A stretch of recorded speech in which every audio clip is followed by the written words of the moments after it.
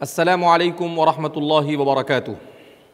قرآن کریم تخلیق انسانی کے سلسلے میں کیا کہتا ہے، اس موضوع کو ہم آگے بڑھاتے ہیں۔ اس وقت جو سب سے اہم بحث پچھلے تقریباً 150-200 سال سے بہت زیادہ ہمارے معاشرے میں اور خاص طور پر جدید تعلیم یافتہ طبقے میں گرما گرم بحث اور جو دن بدن اس میں بڑی تیزی کے ساتھ تبدیلی آ رہی ہے، وہ ہے کریشن اور ایوولوشن۔ تو اب قرآن کریم اس سلسلے میں کیا کہتا ہے؟ تو ہم نے جیسا کہ بتلایا کہ قرآن کریم نے اپنا جو نظریہ بیان کیا ہے وہ بالکل کلیئر کٹ اور صاف ستھرا ہے، اور وہ ہے کریشن، کہ اللہ رب العزت نے انسان کو پیدا کیا۔ قرآن کریم میں تقریباً 29 سے 30 صورتوں میں اس مسئلے سے بحث کی گئی۔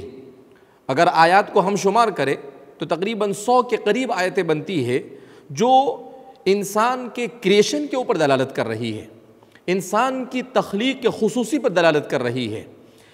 لہذا اس بنا پر ہمارے جدید تعلیم یافتہ طبقے کو اور خاص طور پر ہماری نئی نسل کو اس مسئلے کا سمجھانا وقت کی سب سے بڑی ضرورت بن چکی ہے۔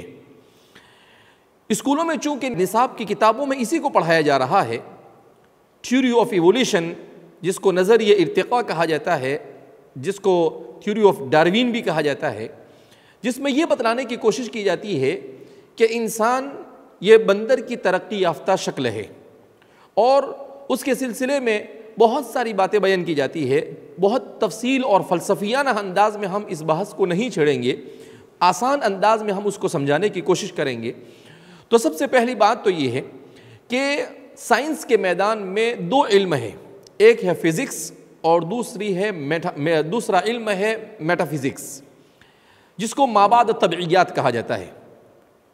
ان دونوں کے مباحث جو ہے وہ الگ الگ ہے۔ فزکس میں جو چیز موجود ہے اس سے بحث کی جاتی ہے، یعنی جو انسان کو نظر آتی ہے، جس کو انسان اپنی آنکھوں سے دیکھ سکتا ہے، چھو سکتا ہے، اور انسان اس کی حرکت کو معلوم کر سکتا ہے، تو اس سے جو بحث کی جاتی ہے وہ فزکس ہے۔ اور دوسرا ہے میٹا فزکس، جس کو مابعد طبعیات کہا جاتا ہے۔ اس میں ان مسائل سے بحث کی جاتی ہے جو انسان کو نظر نہیں آتی ہے، جس کو قرآن کریم نے ایمان بالغیب، جس کو قرآن کریم نے غیب سے تعبیر کیا، اسی کو انہوں نے میٹا فزکس کا نام دیا۔ دراصل مسئلہ یہ ہے کہ ارسطو جو ہے انہوں نے اس بحث کو دونوں کو ملا کر بحث کی ہے، اور افلاطون نے ان دونوں کو الگ کیا، جیسا کہ اس موضوع پر لکھنے والوں نے لکھا ہے۔ یہاں پر ہم مسلمان ہونے کے ناطے ایک بات ہمارے سامنے کلیئر ہونی چاہیے کہ علم غیب کا تعلق چونکہ وہ ایسی چیز ہے جو انسان کو نظر نہیں آتی ہے، تو یہ سائنس کے موضوع اور اس کی بحث سے باہر ہے، مگر اس کے باوجود بھی انہوں نے میٹا فزکس کا نام دے کر ان مسائل الہیات سے بحث کی ہے۔ لیکن جو چیز انسان کی دسترس سے باہر ہو اس پر بحث نہیں ہونی چاہیے۔ بہرحال اب جب بحث کی ہی ہے تو ظاہر سی بات ہے ہمیں اسے فیس کرنا ہوگا۔ تو سب سے پہلے ہمیں اس بات کو سمجھ لینا چاہیے کہ قرآن کریم کے بیان کے مطابق اور دنیا کے تمام مذاہب کے بیان کے مطابق انسان کا کریشن ہوا ہے، کائنات کی ہر چیز کو پیدا کیا گیا ہے، اور پیدا کرنے والی ذات اللہ کی ذات ہے۔ اور یہ جو بات بیان کی جاتی ہے کہ ہر چیز یہ ترقی کر اور تطور کے ذریعے سے اور ایوولوشن کے ذریعے سے ہر چیز یہ آگے بڑھی ہے، تو یہ ایک نظریہ ہے، ایک تھیوری ہے۔ تھیوری کا مطلب کیا ہوتا ہے کہ ایک آدمی نے اپنی عقل اور اپنے ذہن کو استعمال کیا اور چیزوں کے اوپر ریسرچ کرنے کے بعد وہ ایک نتیجے پر پہنچا، وہ اس کا اپنا نظریہ ہے۔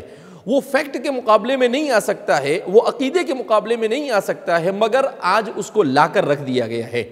لہذا ہمیں نظریے کو نظریے کی حیثیت سے اور تھیوری کو تھیوری کی حیثیت سے دیکھنا چاہیے، لیکن چونکہ اب ہم اس کو ایک فیکٹ کے نظر سے دیکھ رہے ہیں تو یہ سب سے بڑی ہماری غلطی ہے۔ تو ہمیں اس مسئلے کو یہاں پر اس طور پر سمجھ لینا چاہیے کہ اس مسئلے میں یہ جو بات کہی جاتی ہے کہ اتنے سارے سائنسدان جب ایک بات کہہ رہے ہیں کہ ایوولوشن ہوا ہے تو اسے تسلیم کرنا چاہیے۔ تو ہمیں عربی زبان کی کتاب پڑھ رہا تھا، براہین وجود اللہ کے وجود پر دلائل.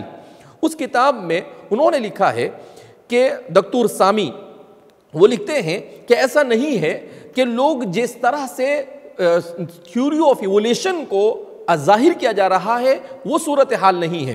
در حقیقت مسئلہ یہ ہے کہ تھیوری آف ایولیشن کو اپنے مفاد کے لیے، پولیٹیکل مفاد کے لیے اور دیگر اپنے مفاد کے لیے یورپ کی جانب سے استعمال کیا جا رہا ہے. ورنہ ریسرچ یہ کہتا ہے کہ امریکہ میں بھی تقریباً 76 سے زیادہ فیصد وہ لوگ ہیں جو اس بات کو تسلیم کرتے ہیں کہ دنیا یہ کسی بنانے والے نے بنائی ہے، جس کو انہوں نے اس وقت جو نام دیا ہے وہ سپر ڈیزائنر کا نام دیا ہے. اور بہت سارے لوگوں کا یہ ماننا ہے، تقریباً 18% لوگ وہ ہیں جو اس بات کو مانتے ہیں کہ آدم علیہ السلام کو پیدا کیا گیا ہے اور تخلیق خصوصی سے پیدا کیا. مسلمان تو اس بات کو ماننا ہی پڑے گا مسلمان کو، کیونکہ کتاب اللہ اور سنت رسول اللہ کے خلاف وہ نہیں جا سکتا ہے. لیکن اس کے علاوہ بھی لوگ آہستہ آہستہ اس بات کو مان رہے ہیں. بلکہ آج میں نے ایک مفکر کا اور ایک سائنس کے اور خاص طور پر بایولوجی کے ماہر کا میں نے مقولہ پڑھا، جس میں انہوں نے لکھا کہ بہت قریب اور عنقریب ایک زمانہ ایسا آنے والا ہے کہ تھیوری آف ایولیشن کو مذاق سمجھا جائے گا کہ یہ کوئی تھیوری ہے، اور بہت جلد میں سمجھ رہا ہوں کہ یہ دن آنے والے ہیں.